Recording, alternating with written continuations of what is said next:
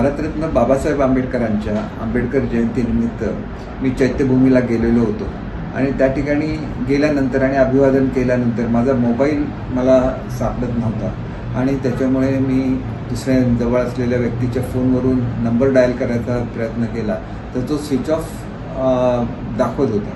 त्याच्यामुळे switch off असेल तर कोणाला तरी तो मिळाला असावा आणि त्यांनी स्विच ऑफ केला असावा असं गृहीत धरून मी कार्यक्रम संपल्यानंतर ही बाब एकनाथ शिंदे साहेबांच्या कानावर घातली आणि त्यांनी ती जवळच असलेल्या पोलीस अधिकाऱ्यांना सुद्धा फोन शोधून द्या असं सांगितलं. दरम्यानच्या काळात ड्रायव्हरचा निरोप आला की गाडीजवळच चुकून फोन पडलेला होता, तो त्याला मिळालेला आहे आणि त्याच्यामुळे त्याच्या पुढे काहीच घडलेलं नाही आहे. फक्त या गोष्टीतून काही अर्थ काढून वेगवेगळ्या बातम्या जर प्रसिद्ध झाल्या तर त्याच्यातून कोणाचा गैरसमज होऊ नये.